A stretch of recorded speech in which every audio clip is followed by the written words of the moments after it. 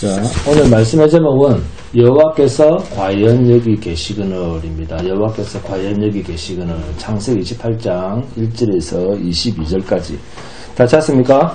함께 봉독합니다. 시작. 이삭이 야곱을 불러 그에게 축복하고 또 당부하여 이르되 너는 가나안 사람의 딸들 중에서 아내를 맞이하지 말고 일어나 밧담 아람으로 가서 내 외조부 부두엘의 집에 이르러 거기서 내 외삼촌 라반의 딸 중에서 아내를 맞이하라. 전능하신 하나님이 내게 복을 주시어 내가 생육하고 번성하게 하여 내가 여러 족속을 이루게 하시고 아브라함에게 허락하신 복을 내게 주시되 너와 함께 내 자손에게도 주사 하나님이 아브라함에게 주신 땅 곧 내가 거류하는 땅을 내가 차지하게 하시기를 원하노라. 이에 이삭이 야곱을 보내매 그가 밧단 아람으로 가서 라반에게 이르렀으니 라반은 아람 사람 부두엘의 아들이요 야곱과 에서의 어머니 리브가의 오라비더라. 에서가 본즉 이삭이 야곱에게 축복하고 그를 밧담 아람으로 보내어 거기서 아내를 맞이하게 하였고 또 그에게 축복하고 명하기를 너는 가나안 사람의 딸들 중에서 아내를 맞이하지 말라 하였고 또 야곱이 부모의 명을 따라 밧담 아람으로 갔으며 에서가 또 본즉 가나안 사람의 딸들이 그의 아버지 이삭을 기쁘게 하지 못하는지라. 이에 에서가 이스마엘에게 가서 그 본처들 외에 아브라함의 아들 이스마엘의 딸이요 느바요스의 누이인 마할랏을 아내로 맞이하였더라. 야곱이 브엘사바에서 떠나 하란으로 향하여 가더니 한 곳에 이르러는 해가 진지라. 거기서 유숙하려고 그곳에 한 돌을 가져다가 베개로 삼고 거기 누워 자더니 꿈에 본적 사닥다리가 땅 위에 서 있는데 그 꼭대기가 하늘에 닿았고 또 본적 하나님의 사자들이 그 위에서 오르락내리락 하고 또 본적 하나님께서 그 위에 서서 이르시되 나는 여호와니 너의 조부 아브라함의 하나님이요 이삭의 하나님이라. 내가 누워있는 땅을 내가 너와 내 자손에게 주리니 내 자손이 땅에 티끌같이 되어 내가 서쪽과 동쪽과 북쪽과 남쪽으로 퍼져나갈지며 땅의 모든 족속이 너와 내 자손으로 말미암아 복을 받으리라. 내가 너와 함께 있어 내가 어디로 가든지 너를 지키며 너를 이끌어 이 땅으로 돌아오게 할지라. 내가 내게 허락한 것을 다 이루기까지 너를 떠나지 아니하리라 하신지라. 야곱이 잠이 깨어 이르되 여호와께서 과연 여기 계시거늘 내가 알지 못하였도다. 이에 두려워하여 이르되 두렵도다 이곳이여 이것은 다름 아닌 하나님의 집이요 이는 하늘의 문로다 하고 야곱이 아침에 일찍이 일어나 베개로 삼았던 돌을 가져다가 기둥으로 세우고 그 위에 기름을 붓고 그곳 이름을 베델이라 하였더라. 그 성의 옛 이름은 루스더라. 야곱이 서원하여 이르되 하나님이 나와 함께 계셔서 내가 가는 이 길에서 나를 지키시고 먹을 떡과 입을 옷을 주시어 내가 평안히 아버지 집으로 돌아가게 하시오며 여호와께서 나의 하나님이 되실 것이요 내가 기둥으로 세운 이 돌이 하나님의 집이 될 것이요 하나님께서 내게 주신 모든 것에서 10분의 1을 내가 반드시 하나님께 드리나이다 하였더라. 내가 반드시 하나님께 드리겠습니다. 뭡니까? 내가 반드시 하나님께 드리겠습니다 하는 이런 기도가 뭐예요? 서원이죠. 우리는 서원하면 나의 서원, 그죠?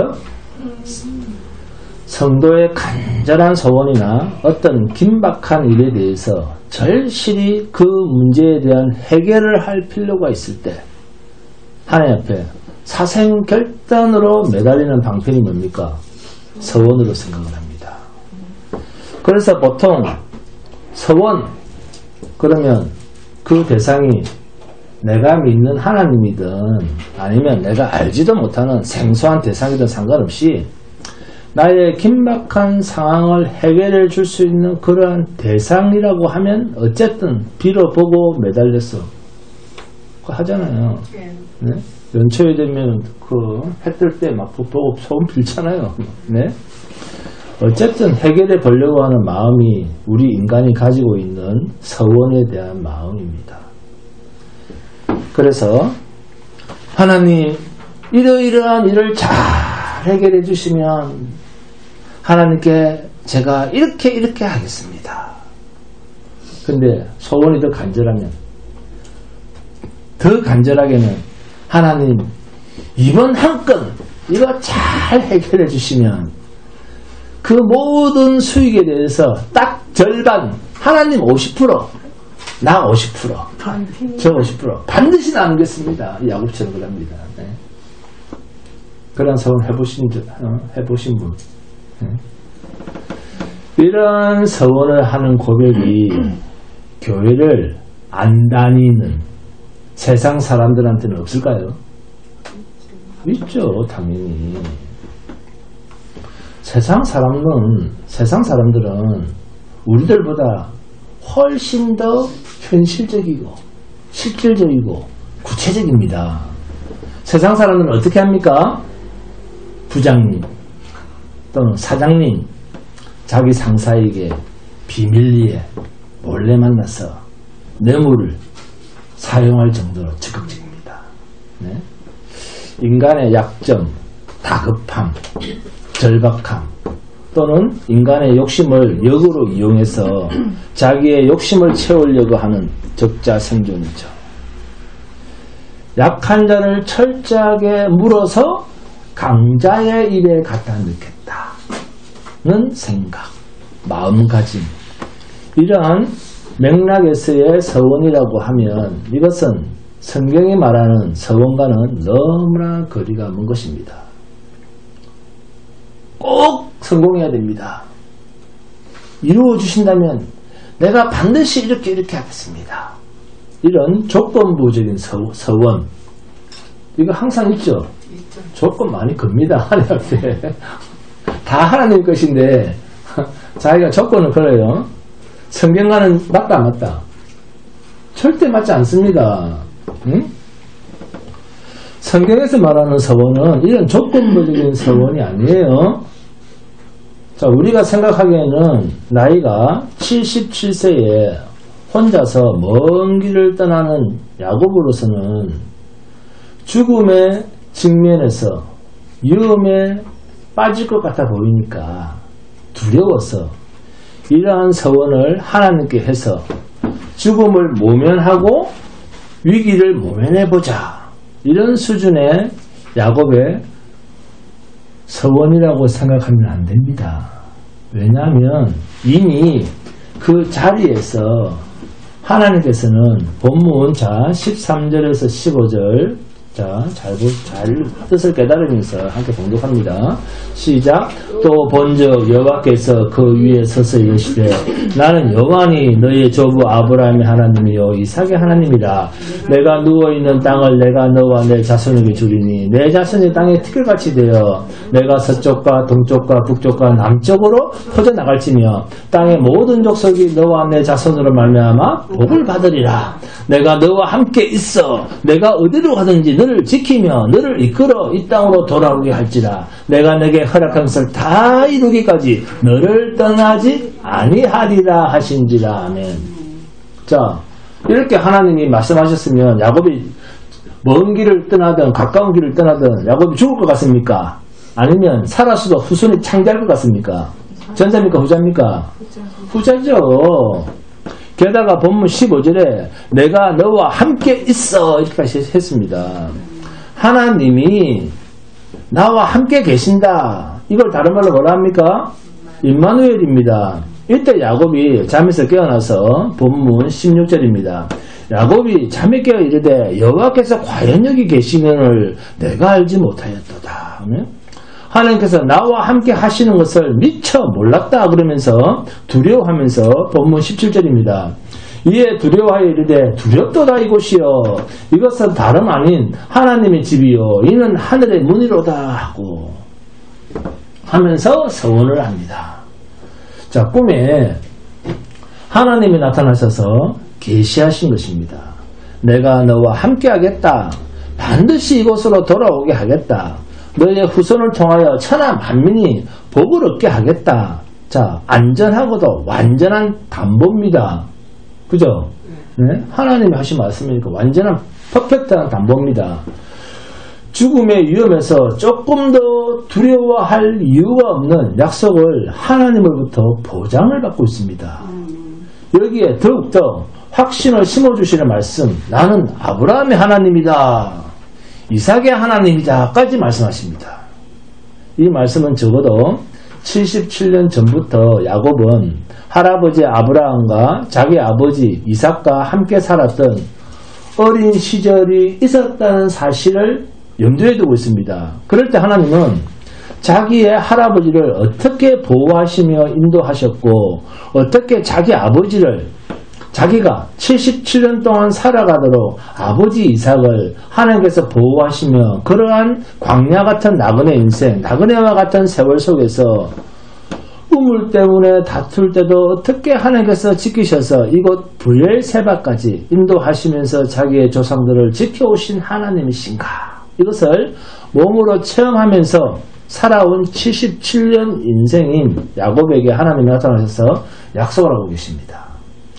이러한 모습에서 아버지를 속이고 형을 기어코 속여서 장자권을 받아낸, 어찌 보면 우리의 인간적인 정서에서는 하나님 앞에서 도무지 인정받을 것 같아 보이지 않는 이런 사기꾼 야곱에게 하나님께서는 어떻습니까? 이러한 너무나도 놀라운 언약을 쏟아내시는 것을 보면 이게 뭡니까 이거? 여러분 그렇게 하겠습니까? 김숙 권사님, 우리 인간 같으면 이렇게 하겠습니까? 이런 말종한테. 근데 이런 것을 보면 역시 하나님의 약속, 하나님의 선물은 선물을 주시는 자 앞에서 받는 자의 조건이란 의미가 있겠다. 없다. 아무런 의미가 없구나 하는 것을 알 수가 있습니다. 선물을 받는 자의 조건은 선물을 주시겠다고 하는 하나님 앞에서 그 어떤 조건도 의미가 없구나. 우리 인간의 그 어떠한 조건적 담보가 약속을 주시고 선물을 주시는 하나님 앞에서는 그 어떠한 조건도 의미가 없다는 것입니다. 이것은 우리가 서원을 할 때 하나님께서 이렇게 해주시면 내가 이렇게 해드리겠습니다 라는 조건부적인 담보의 서원이 하나님 앞에서 옳은 것이다, 옳지 않은 것이다, 옳지 않다는 것입니다. 하나님께서는 당신님이 먼저 야곱을 찾아오셔서 내가 너와 함께 하겠다 하셨어요. 내가 너를 지키겠다. 내 약속을 다 이룰 때까지 너를 떠나지 않겠다. 반드시 너를 이곳까지, 내가 약속한 땅까지 인도하겠다. 야곱 편에서는 아무런 조건도 제시할 필요가 없습니다. 그럼에도 야곱은 본문 20절부터 22절까지 함께 봉독합니다. 시작. 야곱이 서원하여 이르되 하나님이 나와 함께 계셔서 내가 가는 이 길에서 나를 지키시고 먹을 떡과 입을 옷을 주시어 내가 평안히 아버지 집으로 돌아가게 하시오며 여호와께서 나의 하나님이 되실 것이요 내가 기둥으로 세운 이 돌이 하나님의 집이 될 것이요 하나님께서 내게 주신 모든 것에서 10분의 1을 내가 반드시 하나님께 드리겠나이다 하였더라. 어떤 중심입니까? 자기 중심이죠. 응? 자기의 신변 보호의 조건을 담보하고 하나님과의 관계성을 설정하고 있습니다. 이렇게 안전하게 돌아오면 내가 하나님의 집을 지어드리겠습니다. 성전 건축해 드리겠습니다. 그리고 내가 10분의 1을 반드시 드리겠습니다. 11조를 드리겠습니다. 여러분, 이것 때문에 하나님이 내가 너와 함께 하겠다 이런 말씀을 하셨을까요? 아니죠. 하나님이 먼저 말씀을 하셨죠. 네? 오히려 하나님이 먼저 야곱을 택하셨고 하나님이 잠자는 야곱을 찾아오셔서 너는 나의 약속을 담고 살아가야 할 자다 라고 하나님이 먼저 지명하셨습니다. 야곱이 하나님을 먼저 불렀습니까? 아니에요. 야곱이 하나님을 부른 것이 아니라 하나님이 야곱을 먼저 찾아오셨잖아요. 하나님이 야곱을 먼저 찾아오셨다는 사실입니다. 야곱은 잠을 자고 있었어요. 네? 하나님이 죄와 허물로 죽었던 나를 찾아오셨다.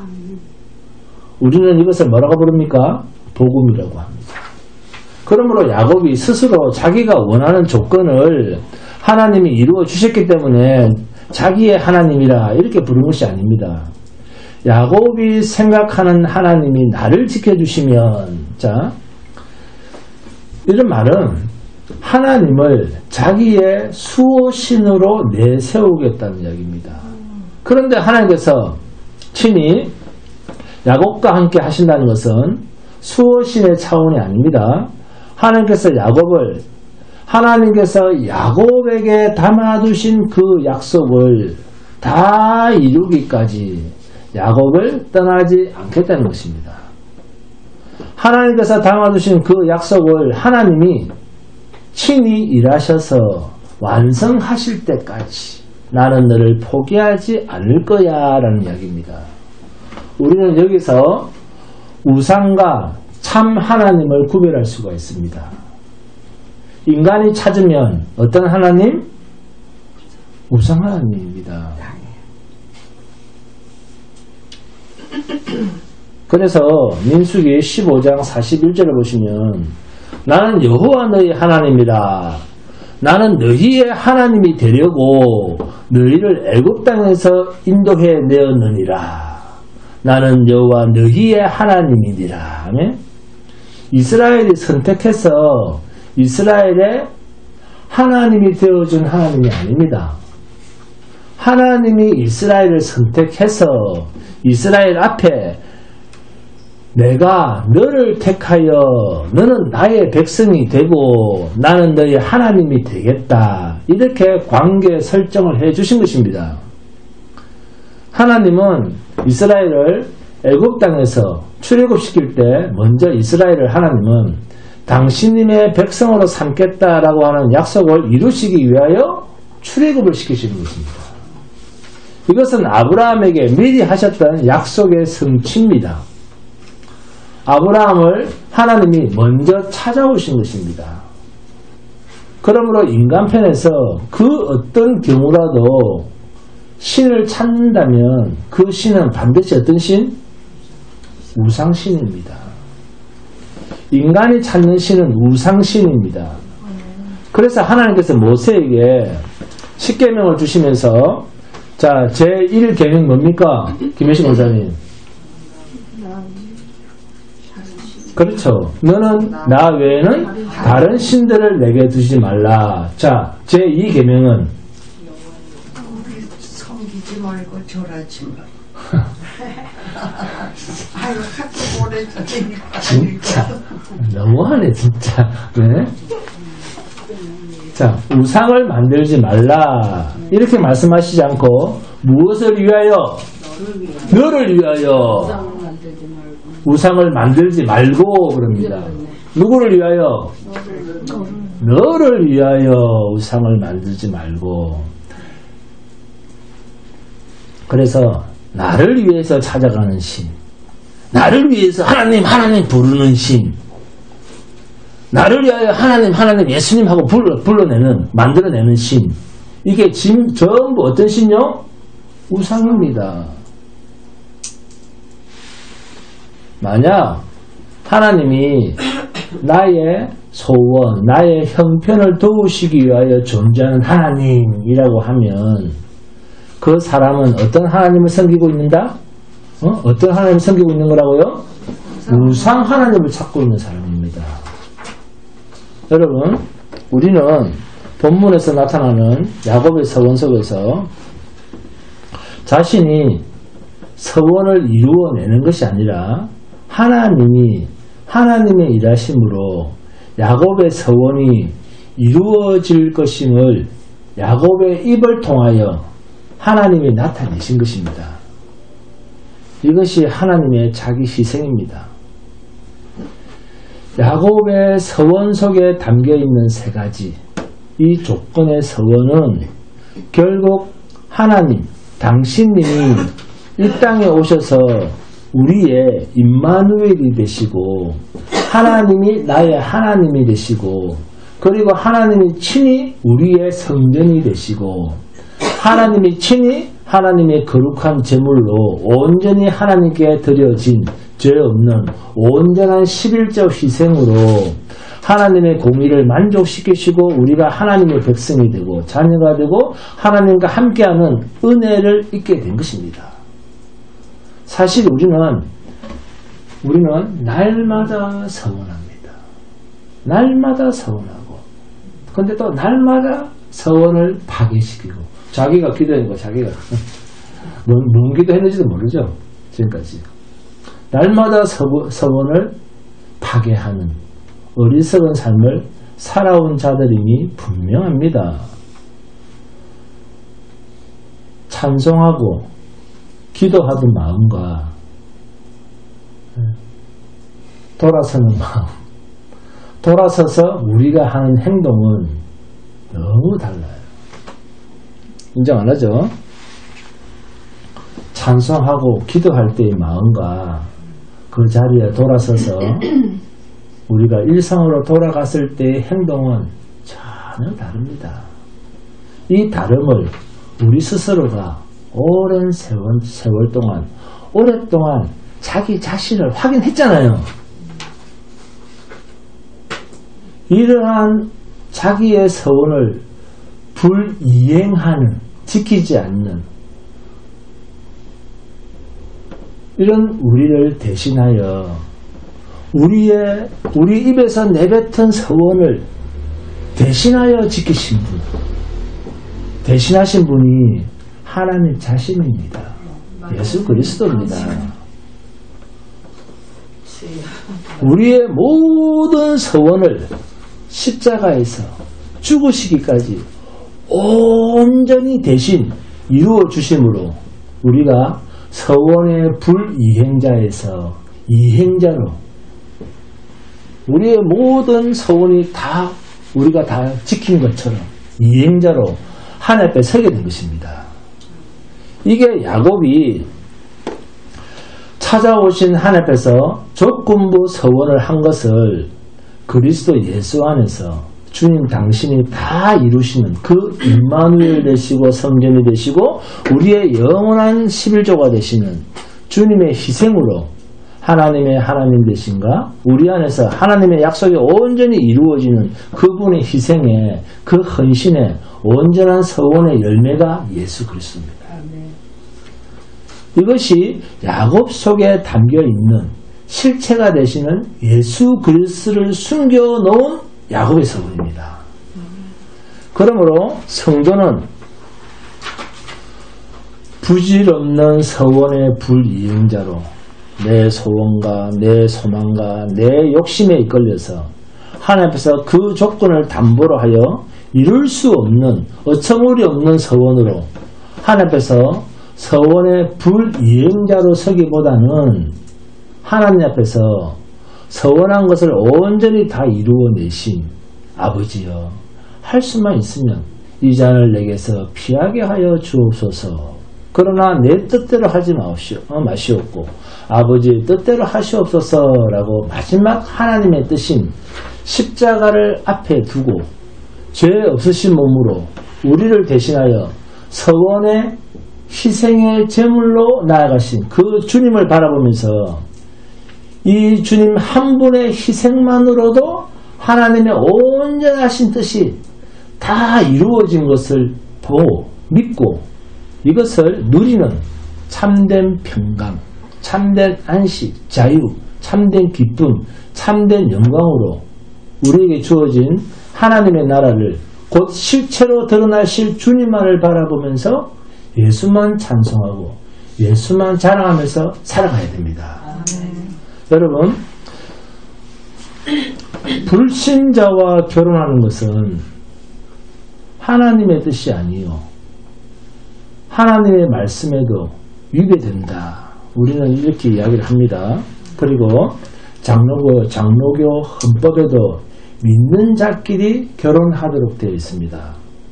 기독교인끼리 결혼하려고 하면 먼저 무엇이 있어야 됩니까? 기독교인, 그죠?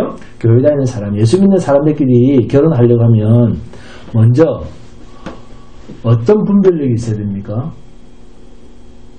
쟤랑 결혼해 하지마 했을 때 어떤 기준이 있어야 됩니까? 신자와 불신자에 대한 정확한 분별력이 있어야 됩니다. 교회 다니까 교회 다니네 괜찮아 오케이 그렇습니까? 분별력이 있어야 됩니다.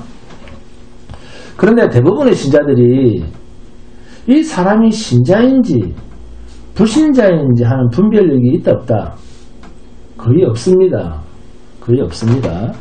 그래서 불신자와 결혼해서는 안 된다는 겁니다. 왜요?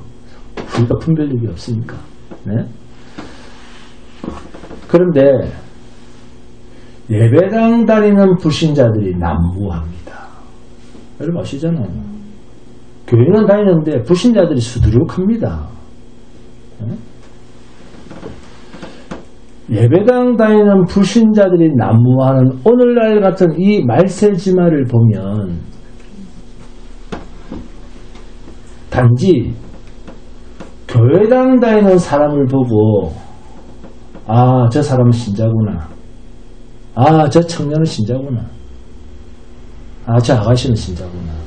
아, 저 자매는 신자구나 하면서 결혼 대상자로 생각하고 그것이 마치 하나님의 뜻을 준행한 것처럼 생각하고 안심하며 마음을 놓는 것은 무서운 착각입니다. 결혼은 하나님이 짝지어 주신 일입니다. 그러므로 사람이 나눌 수 없는 일입니다. 결혼, 하나님의 일입니다. 하나님의 주권적인 일입니다. 그럼에도 이 사람이 신자인가 하는 것을 빨리 알고 싶을 때는 무엇에 대한 테스트를 해봐야 됩니까? 말씀, 진리에 대한 분별력을 테스트를 해보세요. 우리가 할 수 있는 문제밖에 없습니다. 응? 여러분, 현대 교인들이 복에 대한 엄청난 오해가 있습니다. 우선 성경에서 말하는 하나님의 복은 자 본문 4절 한 개 봉독합니다. 본문 4절입니다. 시작. 아브라함에게 허락하신 복을 내게 주시되 너와 함께 내 자손에게도 주사 하나님이 아브라함에게 주신 땅 곧 내가 거류하는 땅을 내가 차지하게 하시기를 원하노라. 아멘. 아브라함에게 허락하신 복을 내게 주시되입니다. 아브라함에게 허락하신 복을 내게 주시되. 누가 아브라함에게 복을 허락했습니까? 하나님입니다. 아브라함에게 허락하신 복을 내게 주시되. 자, 복이란 하나님께서 무조건적으로 선물로 주신 것입니다. 하나님께서 선물로 주신 것, 이게 복입니다.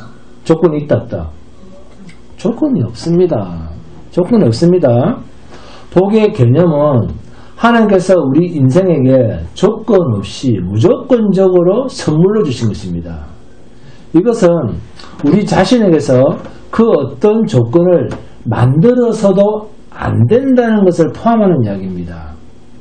하나님께서 주시는 복을 만일 인간 편에서 어떤 조건을 만들었다고 하면 이것은 하나님의 복이 아닙니다. 복은 조건에 대한 대가가 아닙니다. 복은 뭡니까? 일방적인 선물입니다. 복을 받을 사람과 복을 받지 못할 사람을 따로 구분한다는 말은 복을 받을 것에 대한 무엇을 만드는 것이다? 조건을 만드는 것입니다. 하나님께서 주시는 선물, 복을 받을 조건을 두는 것이 옳습니까? 틀립니까? 틀립니다. 어떤 사람이 복을 받을 수 있고 어떤 사람이 복을 받을 수 없다라는 생각을 우리가 가지고 있다라는 그 자체가 이미 하나님께는 옳지 않습니다. 하나님은 신자들끼리 만났으니까 하나님은 신자끼리 결혼했으니까 복을 주실 것이다. 맞다 틀립니까? 맞습니까? 틀립니까? 틀립니다.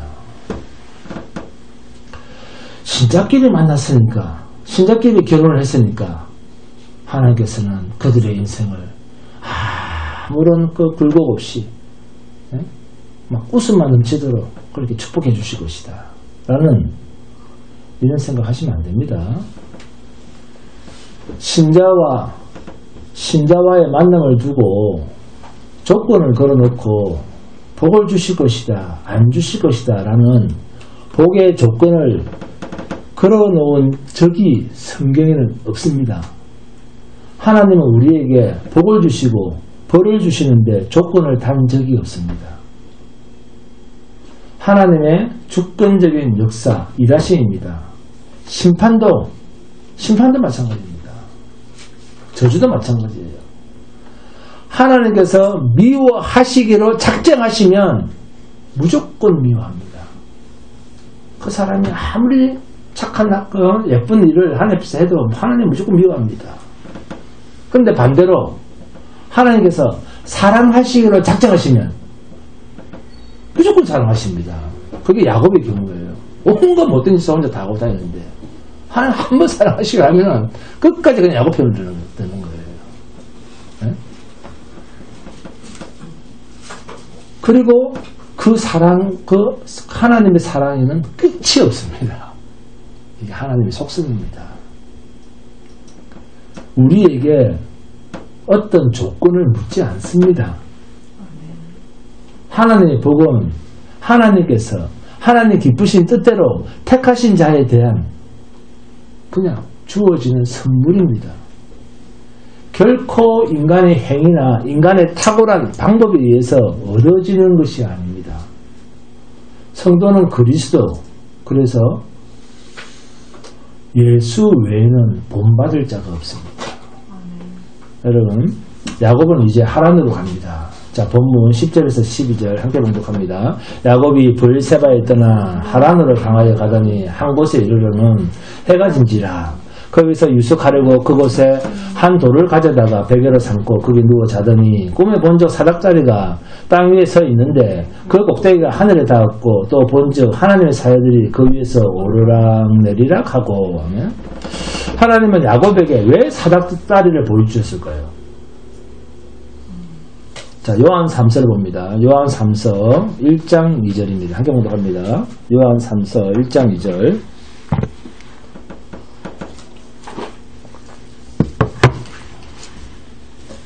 요한 3서 1장 2절입니다. 시작. 사랑하는 자여, 내 영혼이 잘됨같이 내가 범사에 잘되고 강건하기를 내가 강구하노라. 누가 많이 강조했습니까? 누가 많이 강조해가지고 히트 치가지고 대박 났었죠? 저 여의도에서 그랬죠? 네? 사랑하는 자여, 내 영혼이 잘됨같이. 누구의 주권입니까? 하나님의 주권입니다. 내 영혼이 잘되면 범사에 잘된다는 것은 누구를 잘되게 하는 것입니까? 하나님을 잘되게 하는 것입니다. 우리를 잘되게 하는 것 아닙니다. 믿음이 없이는 하나님을 기쁘시게 하지 못하나니, 하나님께서 우리의 영혼을 잘되게 하시는 목적이 어디에 있습니까? 하나님을 기쁘시게 하기 위한 목적으로 우리의 영혼을 강건하게 하시는 것입니다. 예수님은 자신의 육신이 날마다 깨어지는 것을 보셨습니다. 사람들 앞에서 실어버린 바 당하는 그것을 날마다 경험하면서 세상을 살다가 가신 분입니다. 그러면 예수님에게 한번 적용을 해보세요. 하나님이 가장 사랑하시는 자 예수님, 거기다 적용을 해보라니까요. 예수님에게 영혼과 육체, 영과 육이라고 하는 이 두 개의 축복, 복을 들고 저 여유에서 죽은 자가 거의 과거에 말했던 삼중 축복이, 오중 축복이 맞는지 한번 생각을 해보세요. 예수님에게 대입을 한번 시켜서 진짜 예수님에게 답이 있는지, 그런 소리는 철저하게 보이지 아니하는 사탄의 미혹이요 귀신 노름의 하수인에 지나지 않는 공허한 그냥 소리입니다. 소리. 성경은 영육 간의 균형 잡힌 복을 성도에게 말씀하신 적이 없습니다. 예수님은 눈에 보이는 세상, 태워 없애버릴 땅, 이것을 약속하면서 이 땅에 오신 분이 아니에요. 오직 영원한 생명을 복으로 가지고 저와 여러분을 찾아오셨고, 그것을 이루고 영원한 하나님의 나라에서 우리를 대신하여 하나님께 지금도 중보 기도하고 계십니다. 그런데 야곱은 여전히 복을 어떻게 생각합니까? 땅의 것으로 생각을 합니다. 땅에서 높아지고 땅에서 성공하는 것, 그래서 내가 안전하게 돌아오는 것, 이걸 계속해서 복으로 여겼습니다. 야곱은 이렇게 말을 하죠. 그런데 이 말 속에 또 하나님 계시가 있죠. 그래서 야곱은 눈에 보이는 이러한 것을 자기 것으로 만들기 위해서 온갖 수단과 방법을 자기 일생을 바치면서 다 동원합니다. 복을 받기 위해서 11절을 하겠다. 복을 받기 위해서 기도를 하겠다. 복을 받기 위해서 온갖 약속을 하나님 앞에 다 합니다. 복을 받기 위해서 맨 마지막에는 뭐까지 해드리겠다. 11절도 드리겠다. 성전도 지어드리겠다. 난리가 났습니다. 야, 성전도 지을 정도면 얼마 정도의 거부가 되어야 됩니까? 그죠?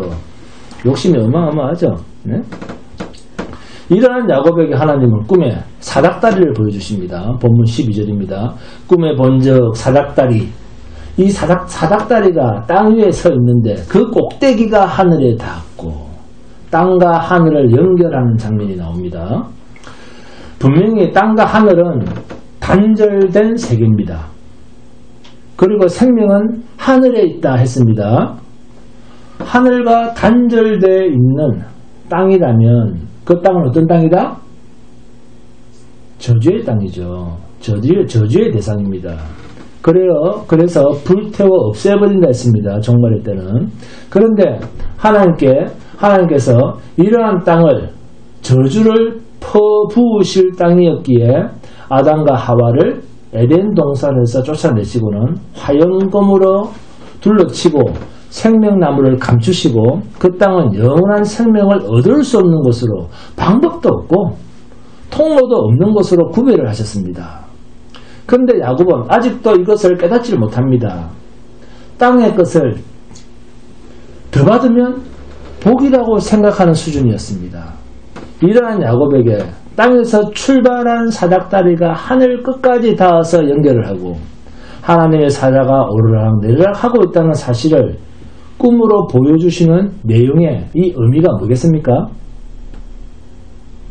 하나님께서 사닥다리로 연결하지 않으면 이 땅은 뭐하는 곳이다? 저주받을 곳이라는 것을 계시하는 것입니다. 요한복음 1장 51절 함께 봉독합니다. 요한복음 1장 51절.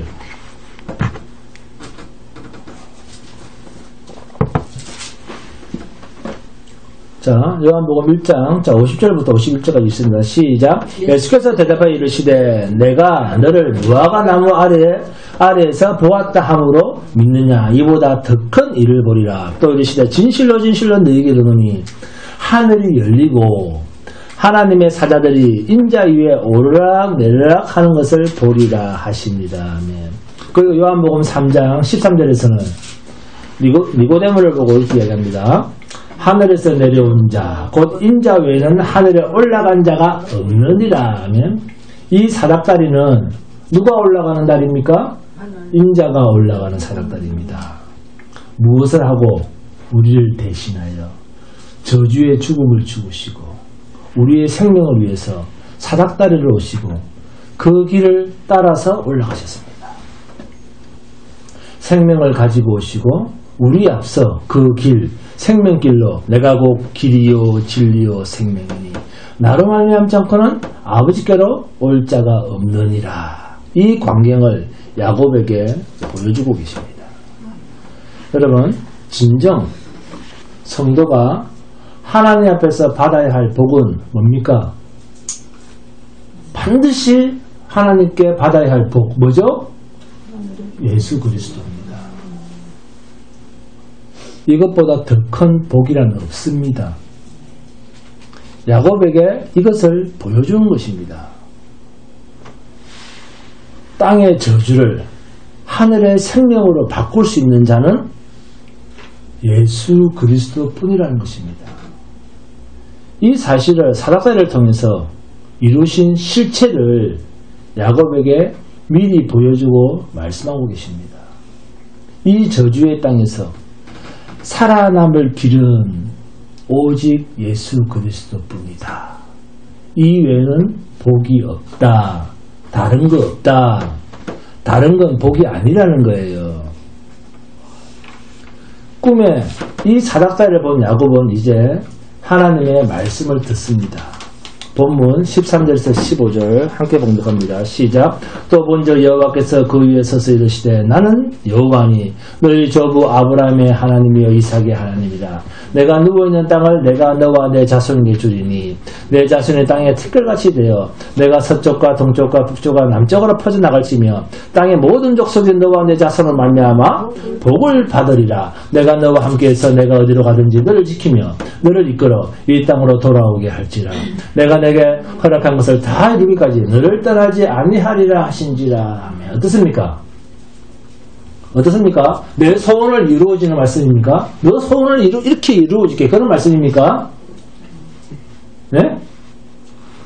내 소원을 이루어주시는 약속입니까? 하나님이잖아요. 아닙니다. 하나님은 하나님 자신의 약속하신 것을 이루시는 것입니다. 내가 내게 허락한 것을 다 이루기까지 그러잖아요. 누구의 일이라는 말입니까? 내가 너에게 담아놓은 내 약속을 다 이루기까지입니다. 야곱이 중요한 것이 아니라 하나님은 당신님의 약속이 중요한 것입니다. 하나님께서 야곱과 오늘 저와 여러분을 택하신 것은 하나님께서 우리를 왜 택하셨어요? 하나님의 약속을 우리 안에 담아두신 것입니다. 이 하나님의 약속은 내 일입니까? 하나님 일입니까? 하나님의 일입니다. 우리 인간의 계획, 우리 인간의 일 아닙니다. 하나님의 계획이요 하나님의 일입니다. 이 하나님의 계획이 차질 없이 내 뜻대로 하나님 뜻대로 하나님의 뜻대로 이루어져야 됩니다. 자, 그렇다면 우리 안에 담아놓으신 하나님의 약속, 하나님의 계획이 이루어지려고 하면 잘 들으세요. 하나님께서 어떻게 하시는 것이 하나님의 일이 우리 안에서 차질 없이 방해 없이 이루어질까요? 하나님께서 우리 안에 계획이 있고 우리 안에 약속을 담아놓으신 것을 온전하게 다 하나님이 이루시려면 네? 하나님이 어떻게 해야 됩니까? 자, 야곱을 생각해 보세요. 야곱이 이렇게 해주세요 했습니다. 하나님이 그러면 야곱에게 담아놓으신 하나님의 약속을 이루려고 하면 하나님이 야곱이 하자는 대로 해야 됩니까? 아니면 하나님 하신 대로 순종해. 아니면 야곱의 인생을 간섭하시면서 하나님 당신 뜻대로 끌고 가야 됩니까? 전자입니까? 후자입니까? 후자죠. 아주 중요한 지금 이야기를 하고 있어요. 이걸 신자들이 모르니까 무슨 행위를 한다? 종교 행위를 하는 거예요. 종교 행위를. 종교 놀이를 하는 거예요. 새벽에 잠도 안 자고 꾸벅꾸벅 피 나오면서 막 자기 소원을 빌고 다니는 거예요. 자기 감성적 기독교를 만들어 놓고 예배당을 다니는 거예요. 지 기분대로. 로마서 8장을 봅니다. 로마서 8장 7절 8절 함께 봉독합니다. 로마서 8장 7절 8절입니다. 아, 제가 이런 설교를 안 해야 되는데 그 성도가 모르는데 복 준비를 해야 되는데 너무 정갈하게 가르쳐주는 거네. 로마서 8장 7절 8절 시작. 육신의 생각은 하나님과 원수가 되나니 이는 하나님의 법에 굴복하지 아니할 뿐 아니라 할 수도 없습니다. 육신에 있는 자들은 하나님을 기쁘시게 할 수 없느니라 하면 육신이 우리 인간에게 육신이 있습니까 없습니까? 육신 없으면 인간도 아니잖아요. 육신이 있는 인간에게 하나님의 거룩하신 약속이 담기면 육신을 따라 살려고 하는 인간이 잘 되겠습니까? 뭐가 잘 안 되겠습니까? 내 뜻대로 안 됩니다. 하나님이 우리한테 오시면 이게 성도입니다. 믿음이 없으면 뭡니까? 성령이 없으면 예수 그리스도의 영이 없으면 그런 말이잖아요. 믿음이 없이는 하나님을 기쁘시게 하지 못하나니 라는 말은 믿음을 선물로 받은 자는 하나님의 기쁨을 위해서 살아갈 수밖에 없다 그 말이잖아요. 결국에는. 로마서 8장 9절 10절입니다. 만일 너희 속에 하나님의 영이 거하시면 너희가 육신에 있지 아니하고 어디 있나니?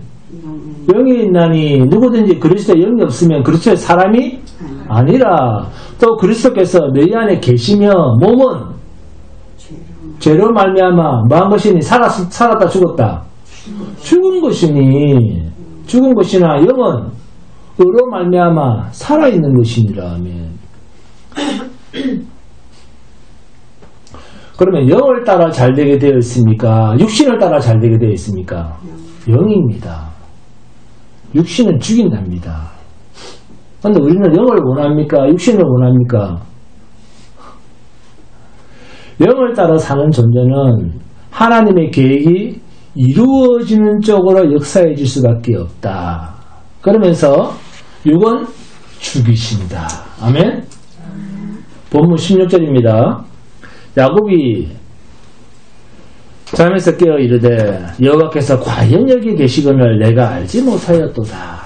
야곱은 여호와의 계심을 어떻게 이해해왔기에 이런 말을 할까요?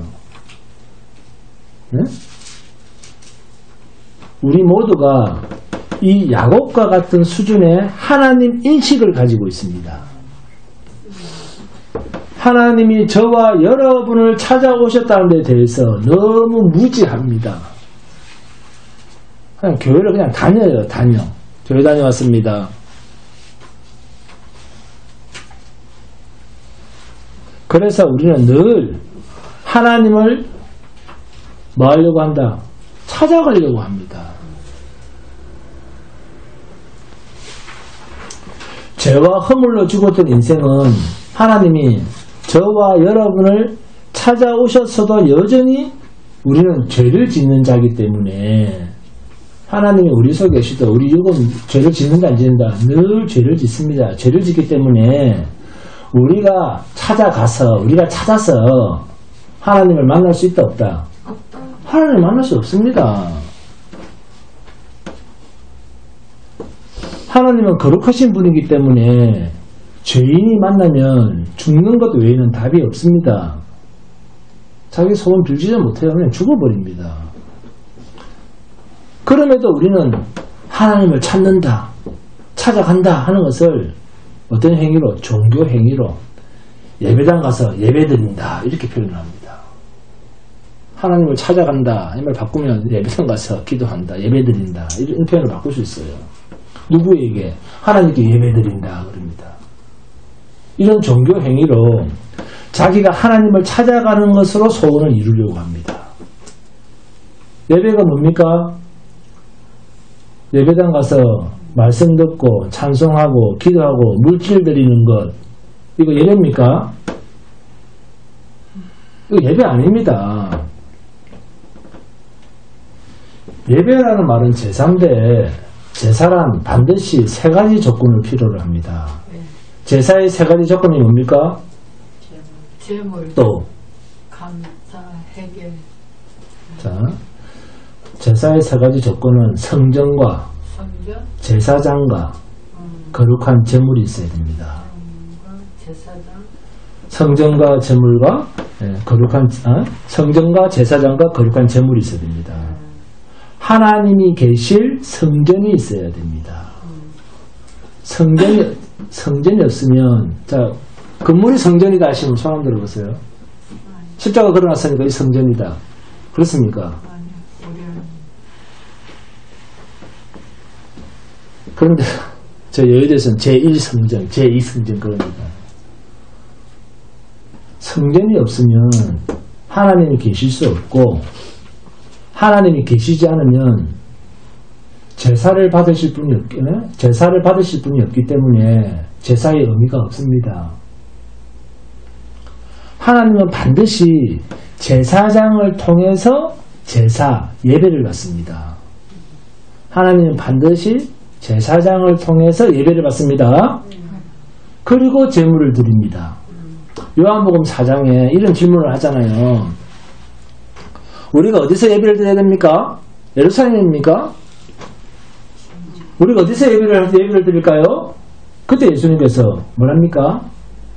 너희가 예배할 때가 오나니. 아멘? 장소가 뭡니까? 너희입니다. 너희. 자기 자신이 성전이라는 거예요. 장소가 너희입니다. 너희. 우리가 성전이랍니다. 그리고 베드로 사도가 또 뭐랍니까? 자, 그럼 성전이 있잖아요. 그죠? 자, 성전이 있습니다. 그러면 제사장이가 필요로 하잖아요. 그죠? 네.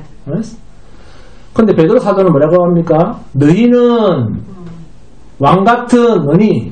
제사장이요. 하니까 내가 성전이요, 제사장이요.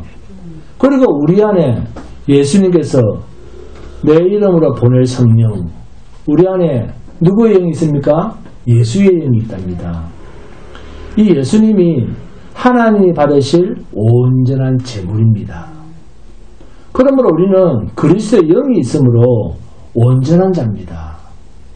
죄 없다, 정죄함을 받을 수가 없다. 로마서 8장 1절입니다. 그러므로 이제 그리스도 예수 안에 있는 자에게는 결코 정죄함이 없나니. 거룩한 제물이 되어서 바울 사도가 너희는 하나님께 산 제사를 드려라. 어떻게? 우리의 삶을 주의 뜻대로 사는 삶으로 온전한 제물이 되어라. 희생제물이 되어라. 자기를 위하여 살지 않고 오직 그리스도를 위한 삶이 되어라. 이게 제물입니다. 내가 제사장이요, 제물이요, 성전이요. 할렐루야. 아멘. 그래서 요한복음 4장에 여기서도 말고 저기서도 말고 너희가 예배할 때가 오나니 하면 찾아가려고 하지 마세요. 저와 여러분 속에는 찾아오신 하나님이 계십니다. 아멘. 찾아오신 하나님이 계시면 우리는 성전이요 영원히 삽니다. 본문 16절에 야곱이 잠이 깨어 이르되 여호와께서 과연 여기 계시거늘 내가 알지 못하였다. 무슨 뜻입니까? 하나님은 어디에나 계시는 분이심을 내가 미처 알지 못했다. 내가 미처 알지 못했다는 뜻입니다. 하나님은 어디서나 충만히 계시는데 내가 그것도 모르고 어느 한 장소에만 있는 줄 내가 착각했다. 잘못 알았다. 그 말입니다. 하나님은 저와 여러분 속에 늘 함께 계십니다. 임마누엘 하시는 이 하나님을 찬양하며 매일매일이 기쁨의 예배가 되는 복된 성도가 되시기를 주님의 이름으로 축원드립니다. 그럼 찬송합니다. 찬송가 54장입니다.